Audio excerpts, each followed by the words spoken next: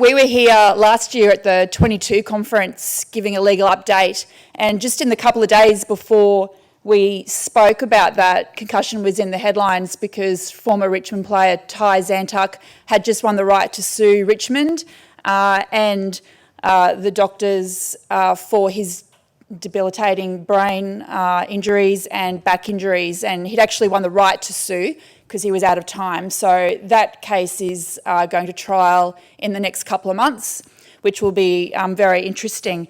But really, Concussion hasn't left the headlines since then. And I think that along with transgender policies in sport, it's probably two of the most high-profile, emotive, complex issues in sports law at the moment that we're seeing across our desk. So it is a very complex issue. I don't have all the answers, so sorry if you thought I would be able to give them all to you. Maybe next year we'll have more because there is a lot of litigation coming up in the next 12 months.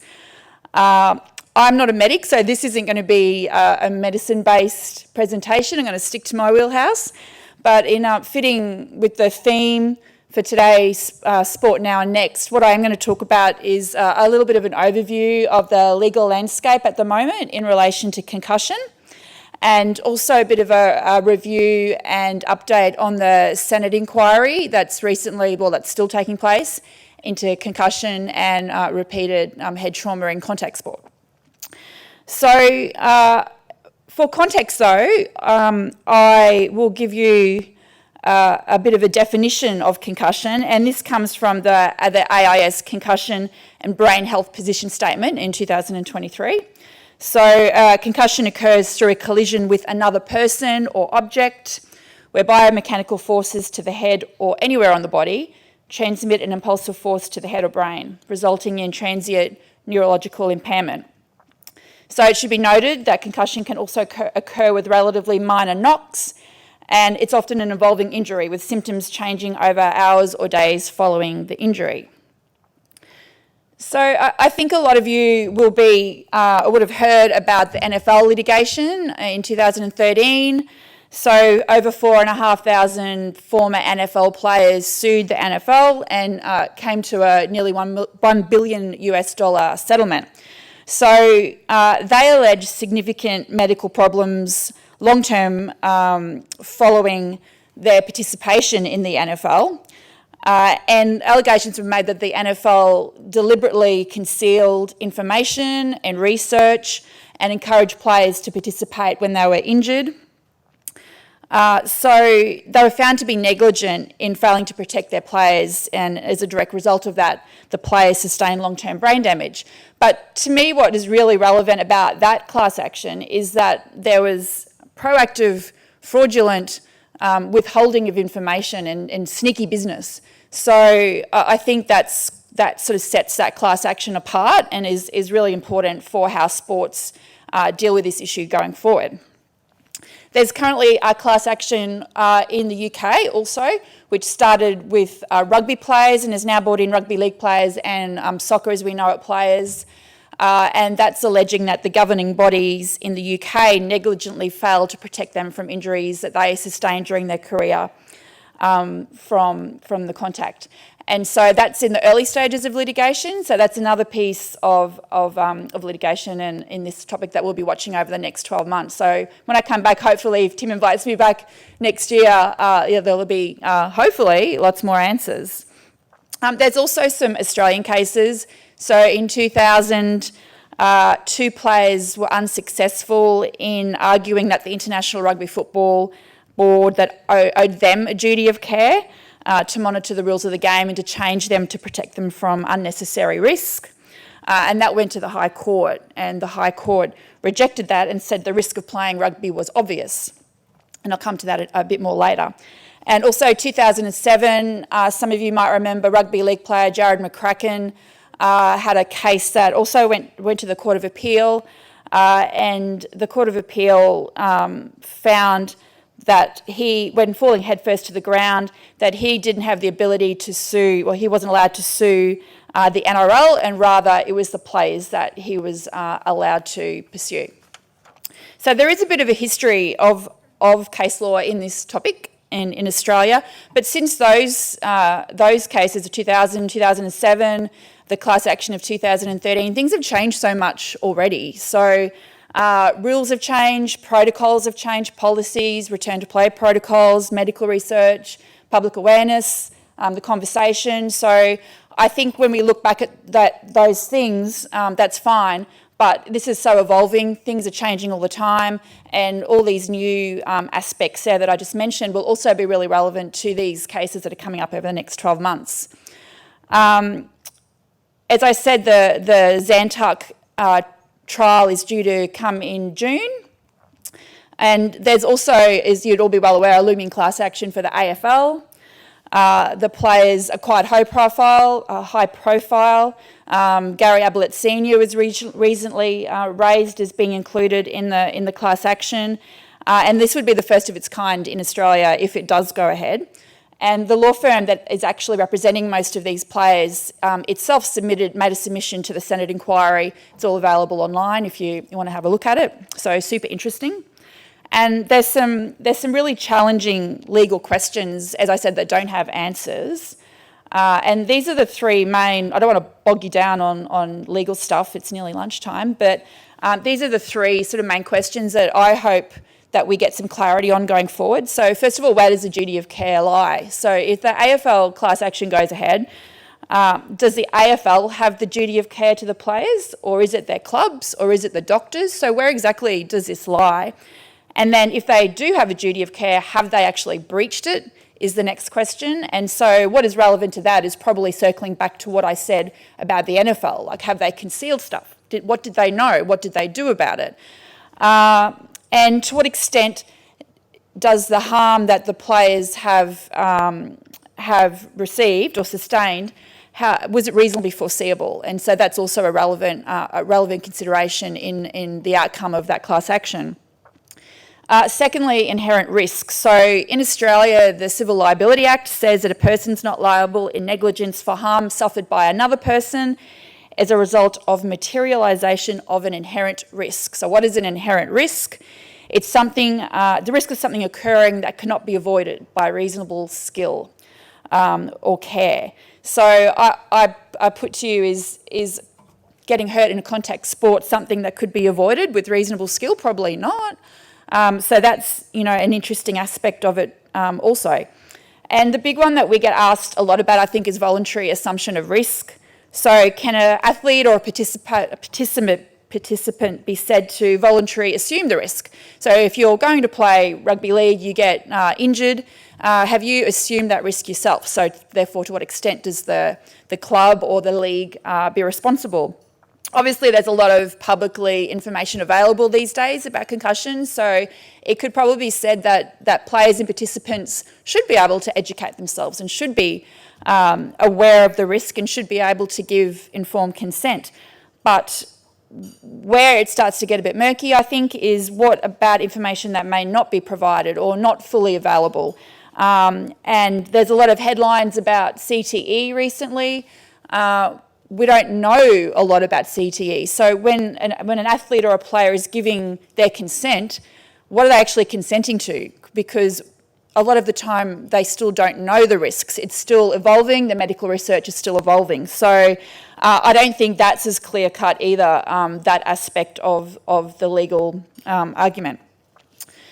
So you probably have heard a lot about the Senate inquiry into concussions and repeated head trauma, which has been going on since the last 6 months. So in December, the Senate referred the inquiry to the committee.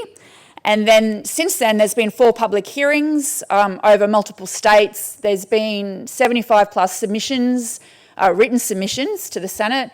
There's been 25 plus reports that are answers to questions on notice that have happened during the public hearings.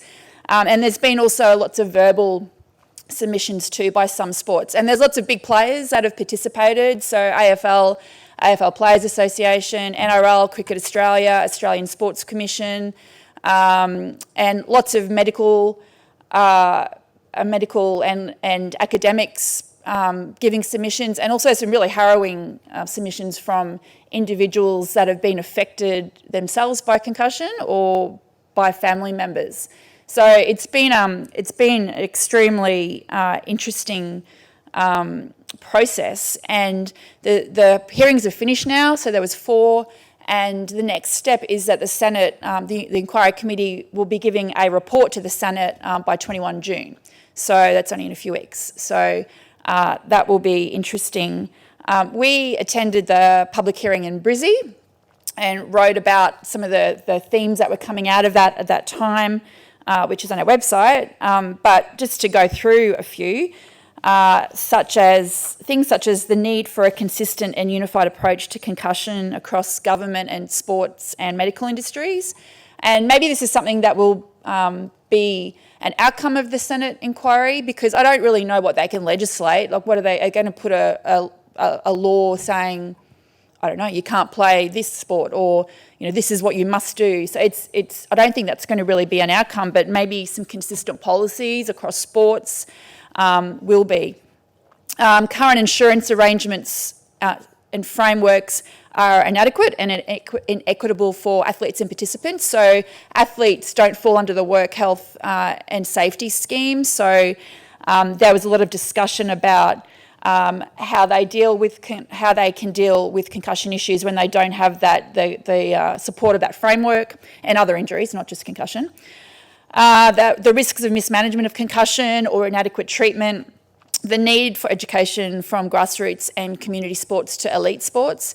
And in the submission by the Australian Sports Commission, which I'll come to in a minute because I thought it'd be relevant to a lot of you here today, or interesting to you, they note that the majority of concussions actually occur in community sport, are never documented, and never come to the attention of medical professionals. So that's where there's a real gap, I think, and we all know how hard it is to get volunteers anyway. So let's add managing concussion on top of that. It's not easy, it's hard. But that's going to be a real link that has to be connected. The importance of rehabilitation, I've sort of mentioned. The particular effects of concussion in children and whether it should be treated differently. The commentary says it should, that children take longer to recover from concussion, and also the differences between females and males. An individual may not show visible symptoms but still suffer from functional issues. So you might look okay, but you might have balance issues, you might have memory issues. So it's not something that you can just see. The challenges of reporting, tracking and sharing concussion data across different platforms. So not only sports within the sports industry, but also schools and medical. So what can happen now is a child might be concussed on playing for a club on a Saturday, but there's no sharing of information, and they could very well play on Tuesday for the school because the school doesn't know about that concussion. So again, there's a gap there of information. So that's something that ideally would be connected. And don't even get me started on data, because I love this topic. I'm a bit of a data nerd. And hearing, I think Lindsay asked Cindy about data, and I think Tiani mentioned data. It's a whole other topic. Maybe that's another topic for next year too, just about collection and management and destruction of data and the rise in collecting athlete data. It's super interesting. Anyway, I'm going off tangent, so I'll come back to concussion. And then also just cultural issues around concussion and the different stakeholders and where they're coming from. So these are all the sort of things that were floated around in the public hearings. If you are interested in any of that, most of the submissions are available online. If you Google Senate inquiry into concussion, you'll find it. You can read all the submissions that are there. There's transcripts of the public hearings, which is quite interesting sometimes. I think this is just a personal view, that sometimes you could tell some of the questions came from individuals that didn't really have a knowledge of sport and sporting industry, but maybe that's a good thing. So, pulling all those different angles together for the report. So with the Senate inquiry, as I sort of touched on, next steps. So what actually is going to happen, I don't know. Maybe nothing. There'll be a report. Who knows what will happen? Maybe there'll be some legislation, but it's certainly raised awareness. Hopefully there'll be maybe some consistency in policies and informing the Senate when they're discussing this. So I think they're the useful outcomes from the inquiry. Just a couple of points that I pulled from the Australian Sports submission. And they really touched on the medicine side of things, not so much the governance and procedural side of things, but their basic overall position was, if in doubt, sit them out. And I was talking during the break about, how grassroots can handle this issue. And, I think, well, not even for grassroots, really. That should be the policy for everyone, right? But the resources that different levels of sport have to handle this is different, grassroots to semi-elite to elite. But the Australian Sports Commission say that's the overarching position to take. I spoke that in that report, children take longer to recover from concussion, and the guide there that they give is 14 days from being symptom-free. So not 14 days from when the incident happened, 14 days from being symptom-free. So that could be however long. It could be 28 days, could be months, could be a year. One thing they did note in their report was, and I'll read this out because it's really interesting too, thinking back to Kieran's comments before about the challenges in solving the societal issue of health, that causing excessive alarm and anxiety in relation to the long-term effects of concussion could also result in parents withdrawing their children from sporting activities and undermine efforts to increase physical activity to improve the health and well-being of Australians. This would be a worse health outcome for the population.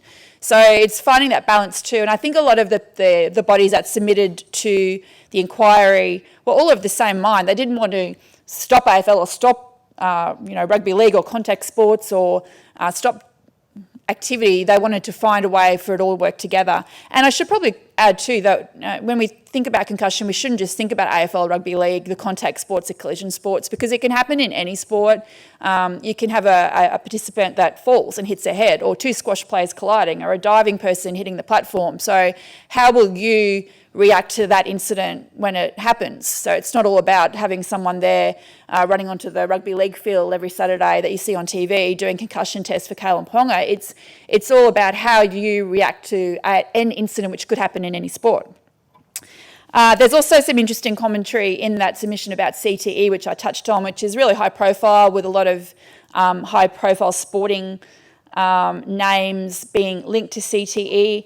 And that's sort of outside my scope, but I guess one thing that I did find interesting is that there is a commentary that there's not enough research linking concussion being causal to CTE, and that the number the number of brains, I suppose, that have been donated and searched is a small number. So the data needs to keep being grown and keep being researched. So it's an ongoing process.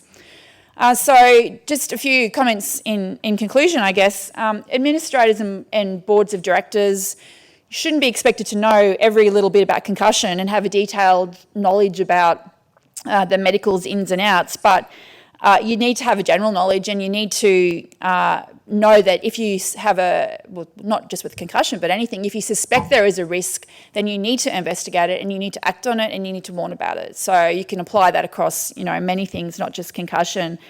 And what are you expected to do to make your reasonable efforts as an administrator? I think you can only do what you can do in a point in time. So what you're expected to do now probably depends on what you know and what information is out there and what protocols are available. It'll change. So this isn't a tick and set sort of process. It's something you need to keep your eye on and keep being aware of and keep being upskilled. So some measures that sports can put in place and are already putting in place quite well is adopting concussion protocols for return to play, etc., research, collection of data, education, so players and participants are as informed as they can be, and having open conversations, so they're not scared about bringing concussion up. They're not scared that they're going to be vilified or they're going to be benched or any of the like.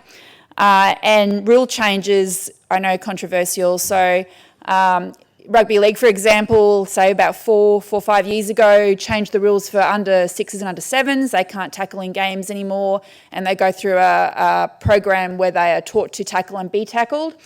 Huge backlash from the traditionalists at the time, but the program, from what I've seen on the ground, works really well, and I think it's a good thing from being a rugby league mum myself. So Also, similarly, in the UK, with rugby union, they've changed the rules for community rugby, where a dangerous tackle definition is anything above the sternum. So tackles have to be below here to be considered not dangerous. So again, huge controversy and backlash. So I think if you're going to change any rules, you also need a PR plan to deal with all that sort of backlash. But something that that sports are doing. So it's just important, I guess, as a finishing comment, that you need to be. I haven't even been flicking my things. So that was that comment from Australian Sports Commission. That's what I just said. Those sort of reasonable measures that you can take as a sporting organisation. But I just wanted to finish off on this because this is my most important role, manager of the under-11 West Panthers rugby league team, and my husband coaches them. So for me, these kids here is why we should be putting in these protocols and taking this seriously, because we shouldn't be doing it because we want to minimise litigation and not have to pay any class action claims. We should be doing it because we care about our participants and we care about these kids because we want them to keep playing sport and do so in a safe environment. So I think that needs to be our driving force and not avoiding a lawsuit. I didn't play a contact sport, but I had my first concussion out here playing American football in the break. Volleyball was in that hall. We go out there and play, and I caught it, but I hit my head, went to hospital, didn't get my block of chocolate for my volleyball award, and I was 16. Second concussion, I ran into a pole, trying to get the ball back, hit the pole. Third one, hit a knee under the net, and I went to hospital in Italy, the Pope's Hospital in Rome. So I had 3 incidences that I'm sure, I don't, that it wasn't very fun at the time, and you think you can come back pretty quick. I feel all right, and then look up and get dizzy, and it's really not fun. And for the kids, is important. And there's a lot of observations and commentary that we should be just as concerned about repeated head knocks that are minor over a period of time. So it's not necessarily just one big collision, bang, that we should be concerned about. It's those little knocks that build up and up and up and up over a career of participating in sport. Yeah, in sport specifically, but then extracurricular stuff on the side, or it's in schools. Kids are knocking their head all the time. Yep. Okay, we got time for one question, I think, and then we'll all go to lunch. So we've had a great session with Dr. Lucy, TVH, and now Juanita. So we're just looking for one. We got one up the back. So back row bandits have got the questions today. That's it. Hi, Mark from Hockey Queensland. Really interesting, thanks for that. I've just been working with a group of people at Hockey Australia on our concussion policy, and I found it really interesting that duty of care part is really something that we're really struggling with. I would be interested to know from your perspective, obviously we don't know what comes out of those class actions, but for us it's really difficult to say who makes the decision. Obviously we all agree with let's be safe and let's take them off, but who actually takes them off? So the question is it the umpire? Do we put that onto the umpires that we do it? Well, they clearly don't want to do it and don't want to be liable for any of that. Is it the coach? Is it the manager? Then they have the parents in the back of their heads saying, well, we need to win this match, he can't come off. So I'd be interested to know whether any of those class actions at a professional sport will be transferable to our grassroots level where it's all happening and where people possibly don't report and don't action it because they're worried about liability themselves. I think I'd be more worried about liability if I didn't action it or didn't speak up than vice versa. I don't know that there's one individual that should be the person responsible. Obviously, in some of the sports, more elite sports with, not elite's not the right word, the more well-resourced sports, like we see on television, they'll have a person responsible for that particularly, or independent doctors, or a reserve umpire. I could see you nodding when umpires like, no, take that out of there. Yeah, parents, it's not really their wheelhouse. I suppose if you're talking about a child, it's their responsibility though. I think one thing I did probably not mention is what do we do when you have an athlete or a participant that you are concerned about, that you don't think should come back, but they say they want to come back and they are going to come back?